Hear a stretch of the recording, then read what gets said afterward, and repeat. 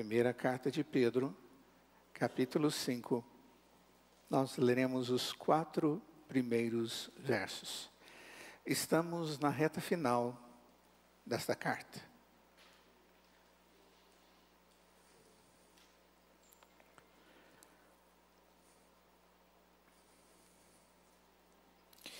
O que me parece aqui que Pedro vem trazendo orientações diversas para uma igreja assolada por perseguição,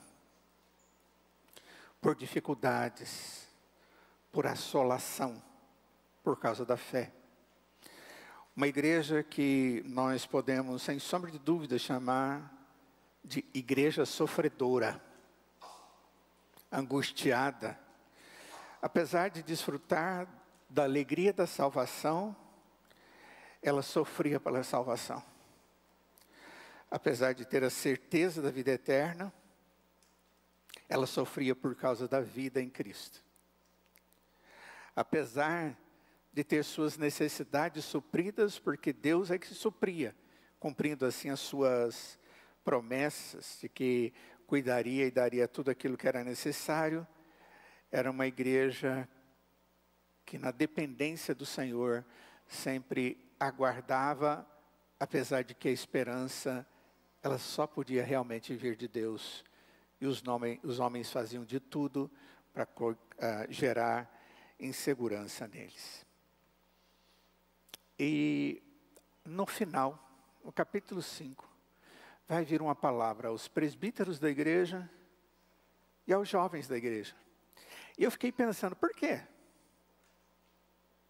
Teve palavra para os irmãos entre si, teve palavra para os maridos, para as esposas, para o nosso relacionamento com os políticos, com os líderes dos nossos países, teve palavra para os patrões, para os funcionários e os relacionamentos deles com os seus patrões, teve do relacionamento dentro da igreja, e ele deixou uma palavra final para os presbíteros e para os jovens. E eu fiquei imaginando, Senhor, por quê? Sabe, eu fiquei imaginando, eu acho que tem uma razão. Tudo na Escritura tem um propósito. Será que é porque era mais importante? Ele precisava falar tudo o que ele falou, porque era a base daquilo que ele falaria para esses 2 grupos. Ele precisava dessa fundamentação para trazer palavras para esses 2 grupos. Ou era simplesmente algo que ele não fez esse esboço nesse pensamento? Eu acho que ele tinha um esboço, sim. E tinha razão. Ele está falando para os pastores, que são os presbíteros. E eu vou mostrar claramente isso aqui para vocês. Presbíteros são pastores, e pastores são presbíteros. E ele vai usar a ideia deles pastorearem o rebanho, que é o rebanho de Deus. E aqui está uma das funções mais importantes que nós encontramos em todos os relacionamentos humanos. O de pastorear o principal grupo que nós encontramos sobre a face da terra, a igreja do Senhor Jesus, o rebanho de Deus, o grupo de pessoas, os quais Deus trata com todo zelo, o grupo pelos quais Deus tem tanto amor que enviou o seu Filho para morrer por esse grupo, para salvar exatamente esse grupo. E agora ele está falando por aqueles que são destacados pelo Senhor, os presbíteros, pastores, presbíteros, aqueles que são usados pelo Senhor para cuidarem dessas ovelhas, destes que fazem parte do rebanho de Deus. Então, certamente, aqui vem uma palavra final muito importante. E por que os jovens? Hoje eu conversava no almoço com alguns jovens, mais precisamente 2. Eu estava falando de igreja, e eu estava dizendo que uma igreja que tem muitos jovens e poucas pessoas mais maduras, é uma igreja que tem muita esperança, expectativa e pouco suporte. Uma igreja que tem pessoas mais maduras e poucos jovens tem muito suporte e pouca expectativa. É a pura verdade. Uma igreja precisa ter equilíbrio. Ela precisa ter suporte e expectativa. Isso quanto à idade. Expectativa tem a ver com anos de vida e tempo ainda para você produzir, para você caminhar, para você andar, para você fazer, para você evangelizar, para você ser força potencial, em nome de Deus. E suporte por causa da experiência, da graça de Deus que já foi derramada sobre a vida desse indivíduo. Os lucros da graça de Deus na vida desse indivíduo familiar, o lucro espiritual, o lucro até mesmo financeiro que essa pessoa tem e que é investido no reino de Deus. Então, uma igreja, ela precisa ter uma coisa e outra. Nós precisamos de ter anciãos e precisamos ter jovens. Qual é a tradução para presbíteros? Ancião. Sabia disso? Uma das traduções para a expressão presbítero é ancião, idoso, mais idoso. Por isso, quando Paulo traz as regras para que se escolham presbíteros para a igreja, é dito que não é bom que se escolham pessoas neófitas, novos, porque eles não vão ter condição de trabalhar isso na mente deles. Porque, primeiro, não tem experiência, e eles podem fazer de maneira errada o uso dessa posição no corpo de Cristo. E eles vão fazer de maneira inadequada. E o texto vai falar sobre isso. Então, observa bem, neófitos, não. Tem que ser ancião. E tem que ser, depois, jovem na igreja. Então, ele traz essas duas orientações para os anciãos, os presbíteros, e ele traz orientações para os jovens. E assim eu consegui entender por que destas duas palavras específicas no final da carta de Pedro. Mas, primeiramente, vamos aqui para os anciãos. Eu queria pedir água, por favor. Obrigado, pastor. Vou ler o texto. Rogo, pois, aos presbíteros que há entre vós, eu, presbítero com eles, e testemunha dos sofrimentos de Cristo, e ainda coparticipante da glória que há de ser revelada. Pastoreai o rebanho de Deus que há entre vós, não por constrangimento, mas espontaneamente, como Deus quer, nem por sórdida ganância, mas de boa vontade, nem como dominadores dos que vos foram confiados, antes, tornando-vos modelos do rebanho. Ora, logo que o Supremo Pastor se manifestar, recebereis a imarcessível coroa da glória. Vamos orar? Senhor, ensina-nos, ó Deus, através da Tua palavra, dê-nos do alimento verdadeiro, suficiente, eficaz, para o nosso crescimento, para a edificação da igreja, para a glória do Teu nome. Em nome de Jesus. Amém.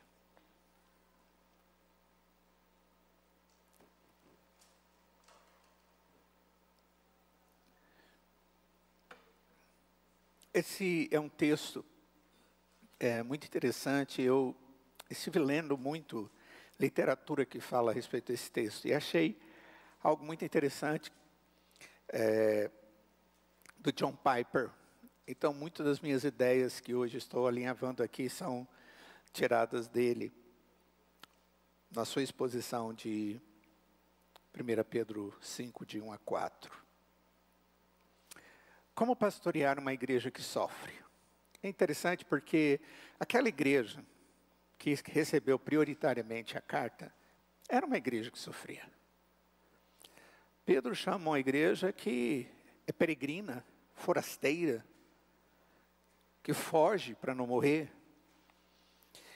E a gente viu, estudando a carta, que nós somos da mesma maneira. Nós somos uma igreja que, por causa da fé, nós sofremos para defender a fé.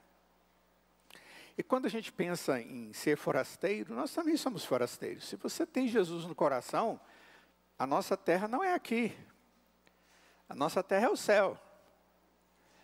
Nós aguardamos o tempo de irmos para casa. E a nossa casa é nos céus. E às vezes a gente fica tão preocupado em nos desgastamos e fazemos coisas absurdas por causa das coisas daqui e nos esquecemos de investir exatamente naquilo que é permanente, eterno, que é a casa e a morada do céu. Então a carta tem muito a ver conosco. Esse é um texto de como pastorear as pessoas que estão vivendo nesse tempo de sofrimento, uma igreja sofredora. Olha só, no capítulo 4, no verso 12, se você voltar aí um pouquinho só, você vai ver o que Pedro diz: amados, não estranheis o fogo ardente que surge no meio de vós, destinados a provar-vos, como se alguma coisa extraordinária vos estivesse acontecendo. Ele está dizendo, olha, está acontecendo, é coisa complicada, mas presta atenção, não fique tão preocupado assim, como algo que possa destruir vocês. No verso 13 ele continua, pelo contrário, alegrai-vos na medida em que sois coparticipantes dos sofrimentos de Cristo, para que quando Cristo vier, na sua glória, vocês fiquem alegres, exultantes. E aí ele disse, pelo nome de Cristo vocês sofrem? Está tudo bem. Essa é a linguagem que Pedro traz aqui no texto, trazendo um consolo para aqueles irmãos.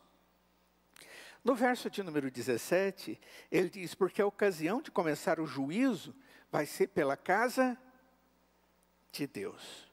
E aí isso assusta a gente. Não te assusta, não? Isso me assusta. O juízo vai começar pela casa de Deus. Esse sofrimento é explicado como o início do julgamento de Deus, que começa com a igreja e depois se estende para o mundo incrédulo. Diz o texto, porque a ocasião de começar o juízo pela casa de Deus é chegada. Ora, se primeiro vem por nós, qual será o fim daqueles que não obedecem ao evangelho de Deus? E aí ele chega no capítulo 5, verso 1 e diz, portanto, exorto aos presbíteros entre vós. Diante dessa situação, de uma igreja que sofre, que está vivendo dificuldades, na iminência da volta de Cristo. Nossa, pastor, mas isso tem quase 2000 anos e está na iminência de Jesus Cristo voltar até hoje. E amanhã vai estar mais próximo do que hoje. Depois de amanhã vai estar mais próximo do que ontem, do que amanhã. Observa. E se você perguntar para mim se pode ser amanhã, eu digo que ainda pode ser hoje. É uma grande verdade. É assim que a Escritura nos traz. Contudo, eu devo viver na certeza de que o que Deus deseja de mim é que eu esteja vivendo o propósito dele na minha vida. E de maneira justa e piedosa. Mas aos presbíteros que cuidam da igreja, diz o texto, portanto, à luz desse sofrimento que a igreja do Senhor Jesus, à luz do julgamento de Deus, que está purificando a igreja, antes de punir o mundo, porque a forma com que a igreja sofre, aqui no texto é tratado como purificação da igreja.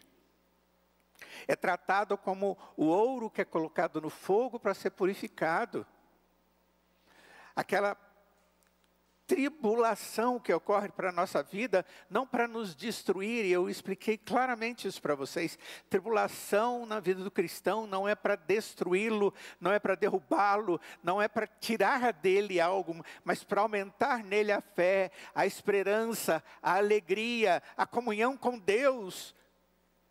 Tudo aquilo que somente no Senhor pode ser encontrado. E era exatamente nesse contexto que Deus vem e diz aos presbíteros: portanto, presbíteros, eu exorto a vocês que à luz do sofrimento da igreja, à luz do julgamento de Deus que está purificando a igreja, antes de punir o mundo, a igreja tem que estar sendo pastoreada por vocês, presbíteros, pastores da igreja. Você pode dizer: puxa, então essa mensagem é só para presbítero e hoje eu estou de boa. E eu vou ficar olhando para os presbíteros da igreja e vendo qual a reação deles. Né? Para depois eu cobrar deles. Vamos ver se vai ser só mesmo. Nossa igreja tem 3 presbíteros e 2 pastores. E tem alguns presbíteros em disponibilidade aqui. Né? Tem um até que acabou de chegar aqui. Esses dias. Já está até no coral da igreja. Hoje foi o primeiro ensaio dele, não foi? Chegou já levando lapada. 3 observações que a gente encontra aqui no texto. Observações simples do texto, olha só. Primeira coisa. As igrejas tinham presbíteros. Peraí, mas que observação é essa? É importante. Nós não inventamos esse negócio de igreja ser pastoreada por presbíteros. A igreja tem liderança de presbíteros. Essa carta, no capítulo 1, verso 1, foi escrita para igrejas no Ponto, Galácia, Capadócia, Ásia e Bitínia.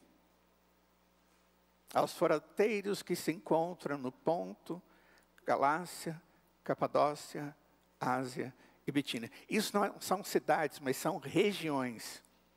Tinham várias cidades. Essa é uma área enorme, diversa, e provavelmente tinha dezenas ou até centenas de igrejas cristãs nessas regiões, nesses estados. E Pedro não tem a menor hesitação e dirige-se aos presbíteros exatamente dessas igrejas. E nós vamos aprender com isso que os presbíteros eram a maneira comum com as quais as igrejas eram lideradas no Novo Testamento. Então, todas as vezes que havia necessidade de conduzir as igrejas, então a forma correta era mandar mensagens para os presbíteros, para os pastores, porque eles eram o elo de ligação. Os elos de ligação. Então, a primeira coisa, as igrejas tinham presbíteros. Os presbíteros, eles eram anciãos, eles eram chamados de pastores. Eu estava vendo um detalhe na língua inglesa que não temos na nossa língua em português. Na língua inglesa fica mais fácil compreender. Por exemplo, no inglês a gente fala pastors, pastores, não é isso? Não é isso? Mas tem uma palavra também em inglês que é shepherds. Significa o quê? Hã? Pastores também. É a mesma coisa? A palavra significa a mesma coisa?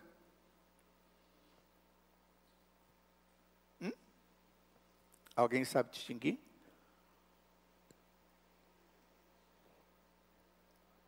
Não significa. Não significa. É interessante isso, né? O shepherd, ele é um pastor, certo? É dada uma expressão comum de pastor, Mas a ligação dele é de trabalhar os indivíduos nas suas necessidades de uma maneira mais direta. É aquele indivíduo que cuida no dia a dia do indivíduo, da família do indivíduo, que abraça o indivíduo, que vai de encontro às realidades e às necessidades do indivíduo. A gente tem uma mania de falar assim, nossa, aquele indivíduo tem uma linguagem mais pastoral. Já ouviu isso? Ele se aproxima, ele é sensível, ele é mais chegado, entendeu? Brasileiro entende isso. Nós somos latinos e a gente entende essa expressão facilmente. Então ele está ligado normalmente ao indivíduo ou a um grupo de indivíduo menor, a família e coisa assim. Esse é o shepherd. Já o pastor, ele está ligado mais ao todo, à igreja, à parte administrativa, ao bem-estar do todo. Ele visualiza o todo. Em algumas comunidades, essas coisas se aproximam. Existem alguns shepherds que são pastores, e alguns pastores que são shepherds. Mas essas duas expressões, elas não são de significado idêntico. E isso para mim foi muito bom. Porque eu vi que realmente, na prática, existe diferença. Eu vivi dentro de uma escola de ensino teológico durante quase 30 anos na minha vida. 11 anos foi de tempo integral, formando pastores. Hoje mesmo, eu encontrei com um ex-aluno, saindo de um restaurante. E eu disse, e aí rapaz, todinho careca, bem mais do que eu. Tal. E aí, você tá bom? Tô bom. E aí? Morei no exterior, terminei meu curso exterior, beleza. Tentei ser missionário lá, e eu disse, e aí? Foi ordenado? Não fui não. Por que você não foi ordenado? Tem nada a ver comigo. Sabe quantas vezes eu ouvi isso de seminarista? Eu não sei, mas foi um bocado. Foram indivíduos que entendiam que eles tinham um chamado, mas na hora do vamos ver, não tinha nada.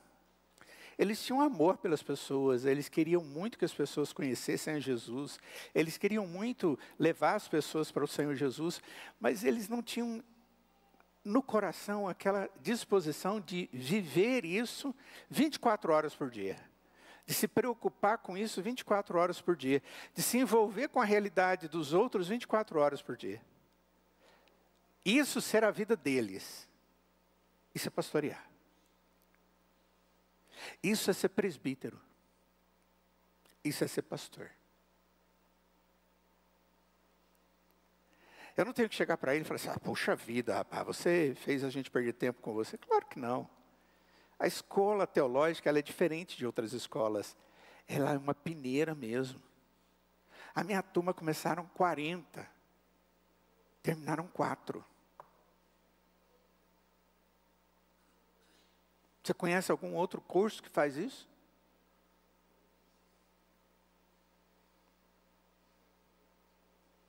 Maldade de Deus? Não. Seleção natural? Também não. É seleção de Deus mesmo. Aquelas pessoas perderam tempo? Não. A formação delas fez delas crentes melhores. E um crente que tem conteúdo, ele pode servir bem à igreja.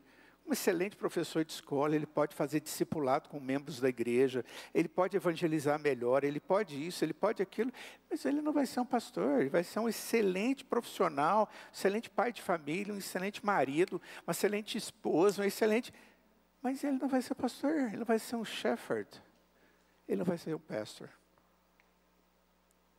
Entende isso?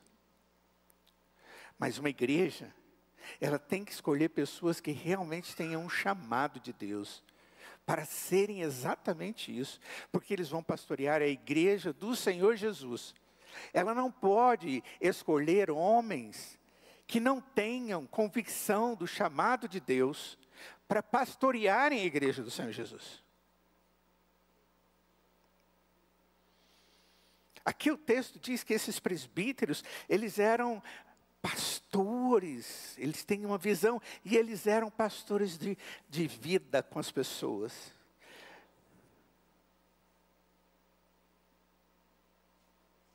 Terceira coisa, esses presbíteros, esses anciãos, eram encarregados da supervisão. E eu acho isso aqui fantástico. Os presbíteros supervisionavam, diz o texto, pastoreai. A ideia aqui de supervisionem o rebanho de Deus que está entre vós. Exercem supervisão. A supervisão aqui não é o único dever do pastoreio, mas é aquele que Pedro menciona na situação do sofrimento. Verifique a situação na qual a ovelha está passando. Eu, quando estava vindo para cá, na tela do meu carro, já estava lá o link do sermão. Os nossos irmãos já tinham colocado o link do sermão. E estava lá o tema do sermão. Pastoreando uma igreja em sofrimento. Aí eu li aquilo lá e falei assim, eu vou ter que mudar esse tema, o tema não está certo. Vou ter que melhorar ele. E ainda não consegui entender qual que eu vou colocar. Mas eu vou ter que colocar uma coisa mais pessoal. Ficou muito vago. Porque o pastoreio é alguma coisa mais direta, é mais com o indivíduo. O presbítero é encarregado de ir conversar com uma ovelha, para ver o que ela está sentindo. Sabe qual é a figura mais adequada de pastor da Bíblia? É aquele que vê qual a realidade da ovelha. Se ela não consegue andar, se ela está frágil, se ela foi atacada por um lobo, se ela foi atacada por alguma outra coisa, se ela não está alimentando-se bem, se ela está com muita sede e não consegue caminhar, ele tem que pegar a ovelha, custe do tamanho que ela for, e ele tem que colocá-la no pescoço e caminhar com ela. Ele não pode deixá-la para trás. Uma coisa que eu tenho aprendido, irmãos, que é muito mais fácil pastorear 99 ovelhas do que pastorear uma ovelha doente.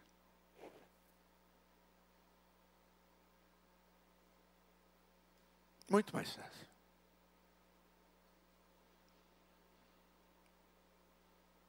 Mas para a gente, pastorear uma ovelha doente e vê-la recuperada nos traz mais gozo, mais alegria e vontade de continuar. Então, se você em algum momento for ovelha doente, manca, por causa do pecado, da desobediência, situações difíceis, de dores, as mais complicadas que possam existir, procure, porque os pastores, os presbíteros, eles estão aqui para carregar você nas costas. Porque é para isso que Deus nos chamou.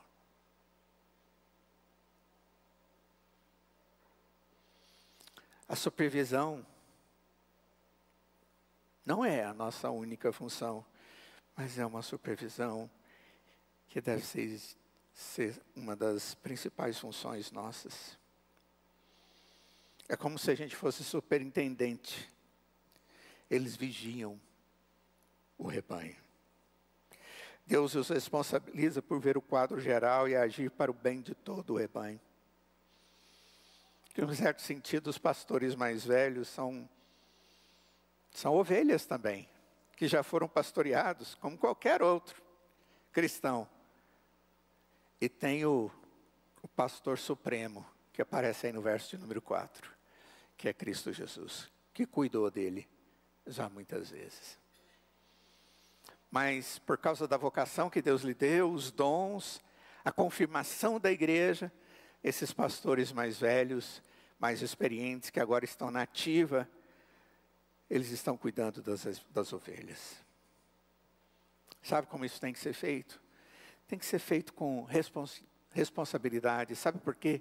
Porque eles têm que prestar contas. E eles prestam contas para o principal pastor. No verso 4 é o pastor supremo. Porque ele é o dono do rebanho. O sumo pastor nos responsabiliza. Um dia ele vai nos chamar para prestar contas pelo exercício de supervisão, de cuidado sobre as ovelhas. O restante das ovelhas não será chamado a prestar contas pela supervisão, somente os presbíteros e os pastores.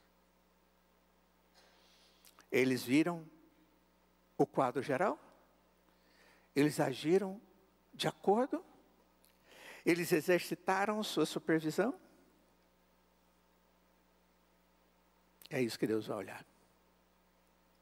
Então essas 3 observações aqui são muito importantes, apesar de serem simples.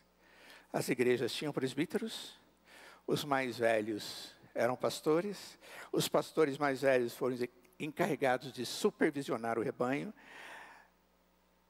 Isso era em todas as igrejas primitivas, não tinha variação de igreja para igreja, não é exclusivo de uma comunidade para outra, mas agora a gente vê alguma coisa especial aqui no texto, uma palavra de exortação.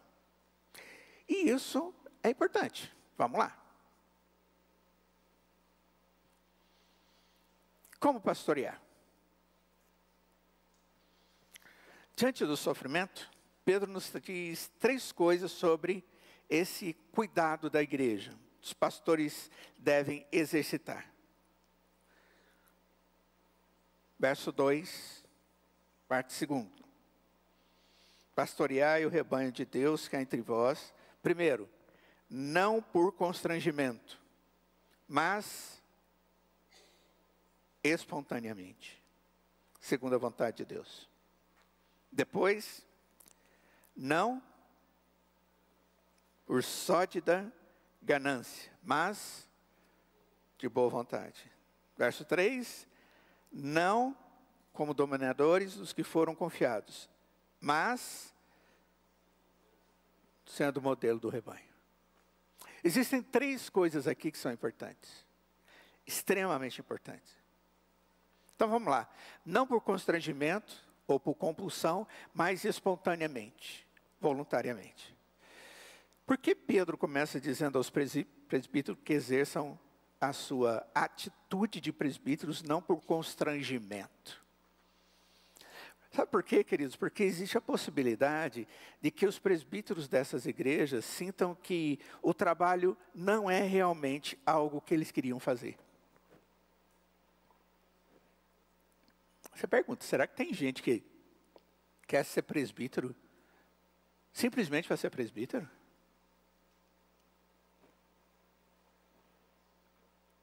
Você acha que isso é possível? Alguém querer ser presbítero simplesmente para ser presbítero?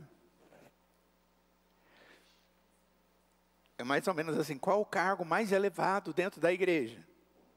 O cargo mais elevado dentro da igreja é ser presbítero.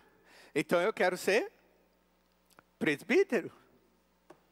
Então você não tem vocação, você não tem dom nenhum, você não sabe de nada, você não sabe Bíblia, você não sabe ensinar ninguém, você nunca pregou, você nunca abriu a Bíblia, você não lê a Bíblia, mas não quero saber, eu quero ser presbítero. E aí você tem toda aquela disposição, né?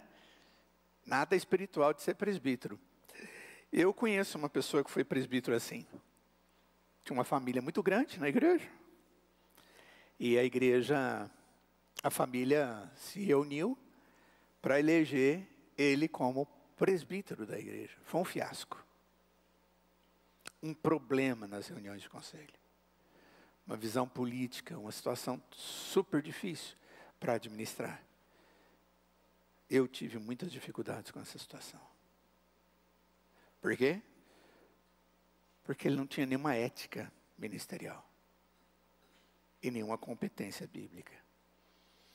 Existe a possibilidade de que os presbíteros dessas igrejas sentissem que o trabalho não é realmente algo que eles queriam fazer, mas existiam alguns que queriam. Eles estão se sentindo forçados a fazer isso, quando na verdade prefeririam estar fazendo outra coisa, ou fazendo nada. Os presbíteros, que são pastores, têm pouco desejo de ser presbíteros e pastores por achar isso difícil. Alguns são assim, mas ficam constrangidos em ser.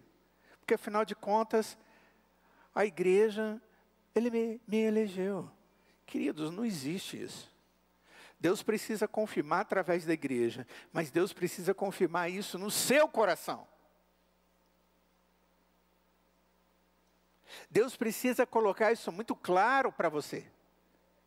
Você precisa estar muito consciente de que Deus colocou habilidades na sua vida para que você exerça essa função dentro do corpo de Cristo, como qualquer outra função.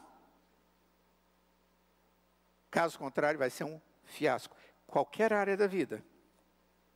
Há pelo menos duas razões para pensar que seja perigoso ser pastor de rebanhos sofredores. Primeiro, ser vulnerável à perseguição. Uma delas é que quando chega a perseguição, e naquela época o negócio era sério, gente. Os cristãos das igrejas estavam sendo perseguidos. Adivinha, vão chegar os romanos lá nas igrejas naquela época, e vão chegar na igreja de Éfeso, e vão procurar quem primeiro na igreja? Os líderes do rebanho. É claro, eles vão procurar primeiro os cabeças, é sempre assim. Aí eles ficavam com medo, não quero ser não, sabe por quê? Puxa, vai chegar em mim, não quero não. Se você é pastor de um rebanho sofredor, que está sofrendo perseguição, estará entre os primeiros a cair, primeiros a morrer. Foi assim que aconteceu com Estevão, foi assim que aconteceu com Pedro, foi assim que aconteceu com Tiago na igreja primitiva. Estevão foi provavelmente o porta-voz mais eloquente da ala helenista. Tiago e Pedro eram os líderes de toda a igreja. Estevão foi morto em Atos 7. Tiago foi morto em Atos 12. Pedro escapou por pouco da espada de Herodes por um milagre, mas depois não escapou mais. Portanto, é perigoso ser líder quando a igreja está sob perseguição.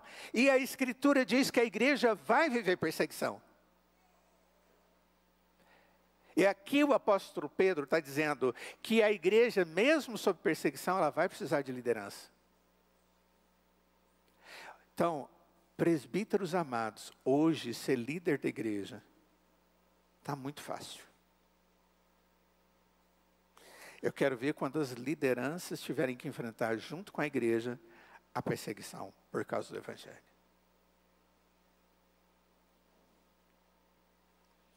Outra coisa,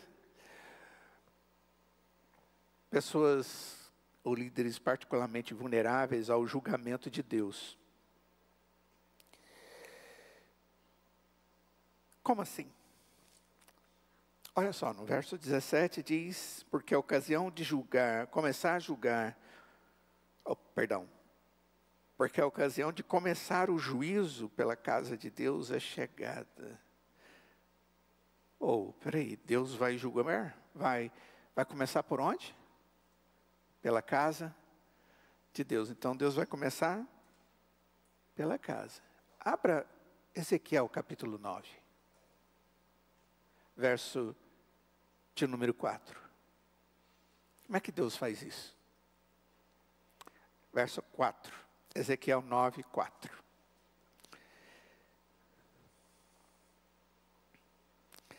Ele disse: passa pelo meio da cidade, pelo meio de Jerusalém, e marca com um sinal a testa dos homens que suspiram e gemem por causa de todas as abominações que se cometem no meio dela. Aos outros disse, ouvindo eu, passai pela cidade após ele, e sem que os vossos olhos poupem, e sem que vos compadeçais, matai. Matai a velhos, a moços e a virgens, a crianças e a mulheres, até exterminá-los. Mas a todo homem que tiver o sinal, não vos cegueis. Começai pelo meu santuário. Começam pelos sacerdotes. Tipo, se tiver sacerdote lá dentro, que dirige o trabalho de espiritualidade, que não fica triste por causa das coisas erradas que estão acontecendo, eles são os primeiros a morrerem. O judeu lembrava disso, sabia a respeito disso. Em outras palavras, tem sido a maneira de Deus trazer julgamento sobre o seu povo, seu próprio povo. Bom, à luz disso, o texto nos traz algo mais. Diz que o líder, ele não deve ser líder por sórdida ganância, mas de boa vontade. O que é sórdida ganância? Ou um ganho sórdido, ou seja, fazer o ministério para enriquecer. Ganhar como se fosse um mercenário da fé. Aquele indivíduo que usa a fé para ganhar dinheiro. Deus me livre, se Deus passar pelo Brasil, o trem está feio. Falei besteira? Não, né? Claro que não. Quantos líderes nós temos no nosso Brasil que estão cheios de muito dinheiro por causa da fé, e no mundo afora. É algo terrível. Isso é sórdida ganância. Significa ser motivado por dinheiro no ministério. Entrar no ministério não por amor às almas, não por amor a Deus, ao propósito de Deus. Significa pensar constantemente em férias, dias de folga e benefícios de aposentadorias, em vez de pensar no valor da alma humana e na preciosidade da verdade e no poder do Espírito Santo e na glória vindoura do Pastor Supremo. Um homem poderia até resistir por um tempo diante de grandes dificuldades, se pudesse fazer da piedade um meio de ganho, como Paulo disse em 1 Timóteo capítulo 6, verso 5. Ele diz, altercações sem fim por homens cuja mente é pervertida e privados da verdade, supondo que a piedade é fonte de lucro.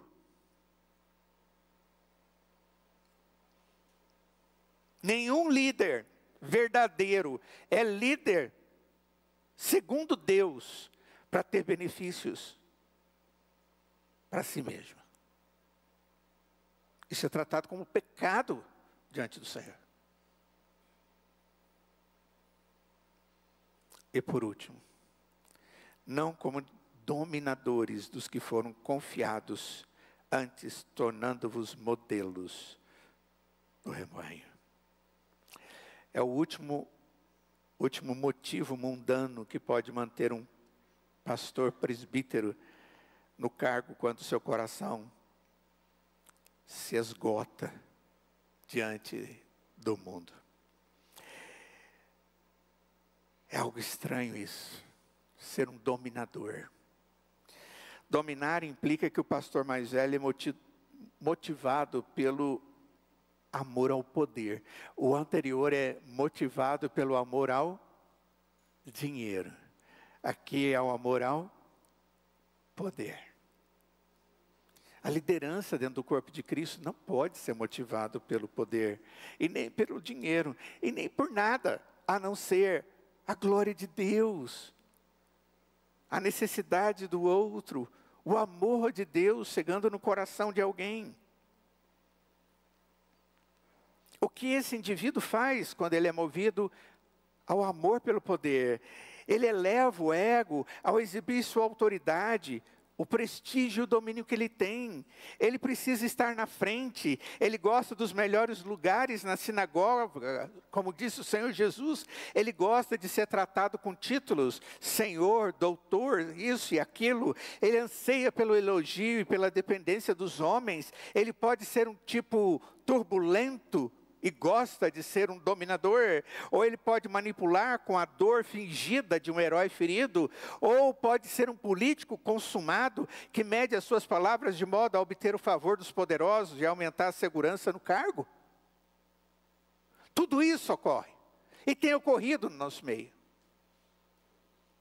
Líderes terríveis,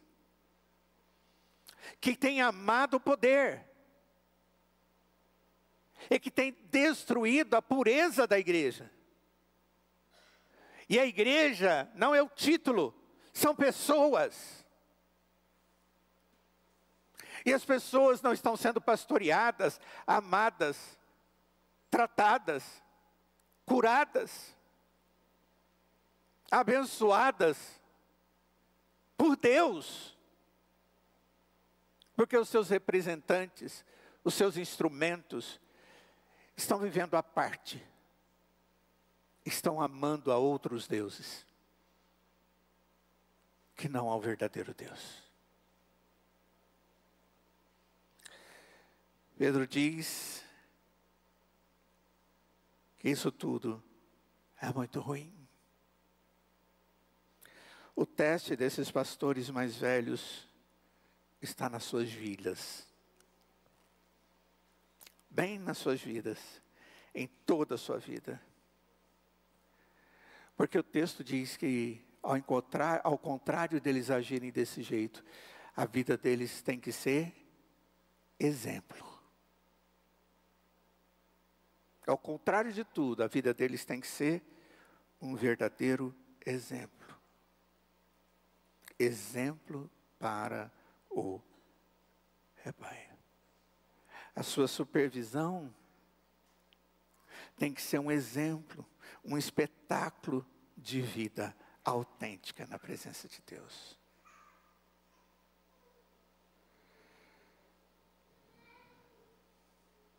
Ele não pode ser um pastor público e um pastor privado, um diferente do outro. Ele não pode ser o pastor na família, nas suas finanças, e ser diferente em outro lugar. Ele não pode ser hospitaleiro em uma situação e hostil em outra. Ter reputação de um jeito no lugar e má reputação em outro. Porque isso Deus não quer. Qual seria a conclusão de tudo isso, irmãos? Nós precisamos discernir tudo, entender as coisas. Às vezes nós pensamos que os períodos de sofrimento, que nós vemos aqui no livro de 1 Pedro, foi só naquela época, e não é. E que as necessidades da igreja foram só daquela época, não foi. Os períodos de sofrimento são automaticamente purificadores para a igreja e para os seus líderes. Mas Pedro deixa claro aqui que isso não é tão simples assim. Ele estava escrevendo para uma época de sofrimento. Em vez de presumir que o perigo e a dificuldade limpariam automaticamente o presbítero e o presbiterato, ele adverte que mesmo quando os homens perdem o desejo sincero pela grande obra de pastorear o rebanho de Deus, e mesmo quando enfrentam perigo e dificuldade nessa tarefa, alguns podem esperar por causa do dinheiro e do poder. A igreja precisa ser criteriosa. Como a igreja precisa ser criteriosa. Como nós, pastores, chamados presbíteros, anciãos, precisamos cuidar de nós mesmos, bem como do rebanho do Senhor Jesus. E nos examinarmos a nós mesmos e nos testar e ver se há algum caminho perverso em nós. Se não o fizermos, Deus o fará. Porque a igreja é dele.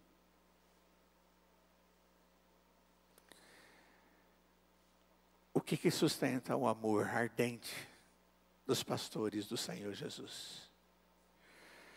O que então pode sustentar o amor com entusiasmo naqueles que pastoreiam a igreja?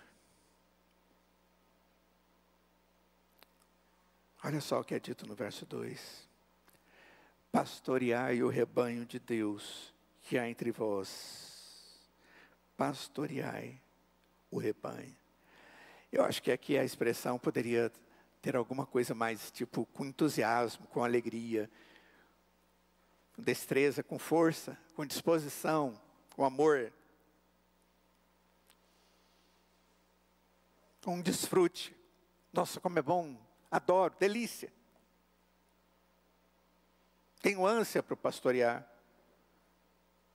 Meu desejo não é dinheiro, não é poder, não é nada disso. O que poderia sustentar esse tipo de amor? O apóstolo Paulo diz no verso 4, Pedro, que é o fato do sumo pastor. Ele vem. E ele vai nos dar a imarcessível coroa de glória. Sabe qual deve ser a nossa motivação?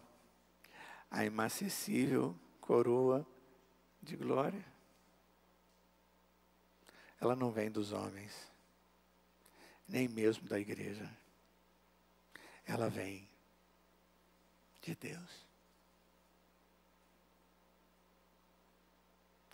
Em alguns momentos nós fazemos tantas coisas na expectativa de que as pessoas reconheçam, que sejamos tratados assim, assado, e que reconheçam isso. Ei! Não.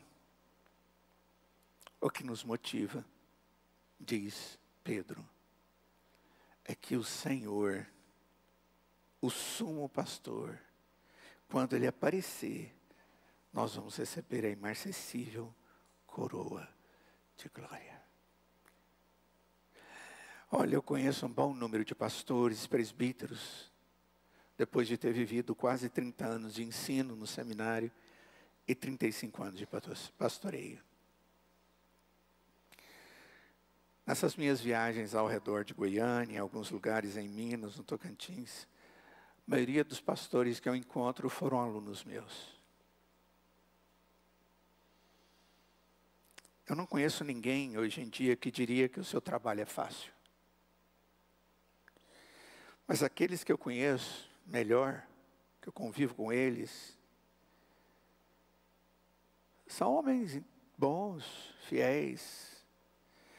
O que os mantém vivos não é o amor ao dinheiro ou o amor ao poder. O que os faz continuar é que quando o pastor supremo vier, ele nos chamará para prestar contas. E ele dirá: você alimentou minhas ovelhas? Você estava vigilante sobre as almas das minhas ovelhas? Você procurou a ovelha perdida? Você guardou o depósito da minha verdade? Você ficou de guarda contra os lobos? Você amou o meu rebanho? E quando o sumo sacerdote, o sumo pastor vier, Jesus, com ele virá a sua recompensa eterna, a imarcessível coroa de glória. Isso será suficiente para o pastor, o ancião, o presbítero. Deus está construindo algo maravilhoso nos céus. Nós que servimos como líderes, presbíteros, diáconos, ministros de misericórdia de todos os tipos. Você faz parte disso. Nós temos que orar. Nós temos que sonhar com isso que a Escritura fala. A igreja tem que interceder, para que não percamos de vista isso. E possamos ser encontrados fiéis, cuidando de vocês. Para que Deus esteja preparando homens que desejem viver essa realidade. A Escritura diz que quem deseja o episcopado, ao pastorado, o que diz a Escritura? Excelente coisa almeja. Orem. Estejam prontos. Porque Deus está construindo e chamando. Ouça Ele. Seja conforme o propósito dEle. Para a glória dEle. Para a edificação do corpo de Cristo. Que Deus tenha misericórdia de nós. Vamos orar? Vamos ficar de pé.